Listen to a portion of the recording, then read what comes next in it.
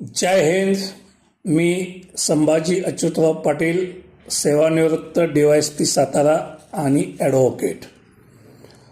आज रोजी 26 जानेवारी 2026 या प्रजासत्ताक दिनाच्या म्हणजे 77व्या प्रजासत्ताक दिनाच्या निमित्ताने आपणा सर्वांना जय हिंद.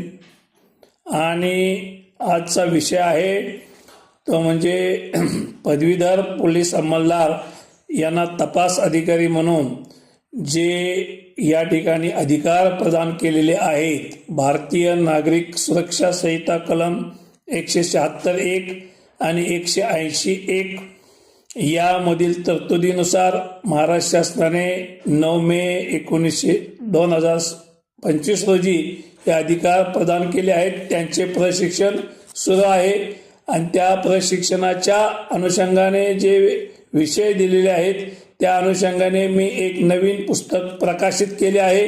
त्याचा लाभ अनेक पदवीधर पोलीस अंमलदारांनी घेतलेला आहे. तथापि आणखीन जे प्रशिक्षणाखाली अंमलदार आहेत त्यांना सुद्धा हे पुस्तक मी उपलब्ध करून देणार आहे. प्रत्यक्ष व्याख्यान सुद्धा देणार आहे. आणि त्याबरोबरच आज रोजी मी जो विषय थोडक्यात मांडणार आहे तो म्हणजे अत्यंत जवळ आलेल्या किंवा सुरू झालेल्या जिल्हा परिषद निवडणुका ज्या 2026 मध्ये घेतल्या जात आहेत. त्यामध्ये सुरुवातीला 12 जिल्ह्यामध्ये, विशेषतः पश्चिम महाराष्ट्रामधील सर्व जिल्हे, कोकण भागातील सर्व जिल्हे, अशा 12 जिल्ह्यामधील जिल्हा परिषद निवडणुकाच्या अनुषंगाने जी प्रक्रिया सुरू झालेली आहे त्यामध्ये उद्या दिनांक 27 जानेवारी रोजी अर्ज मागे घेण्याची किंवा उमेदवारी अर्ज मागे घेण्याची शेवटची तारीख आहे.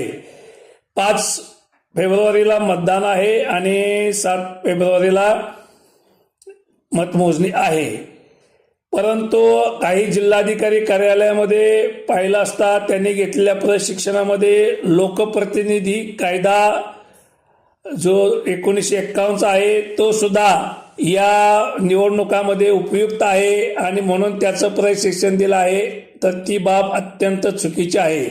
लोकप्रतिनिधित्व अधिनियम 1951 हा फक्त लोकसभा निवडणुका, राज्यसभा निवडणुका, विधानसभेचे सदस्य, विधान परिषदेचे सदस्य यांच्या निवडणुका करताच तो अंमलात आहे. मध्यंतरी महानगरपालिका निवडणुका झाल्या, त्यामध्ये सुद्धा मुंबई महानगरपालिका अधिनियम किंवा महाराष्ट्र महानगरपालिका अधिनियम यामधील तरतुदीप्रमाणे निवडणुकीची कार्यवाही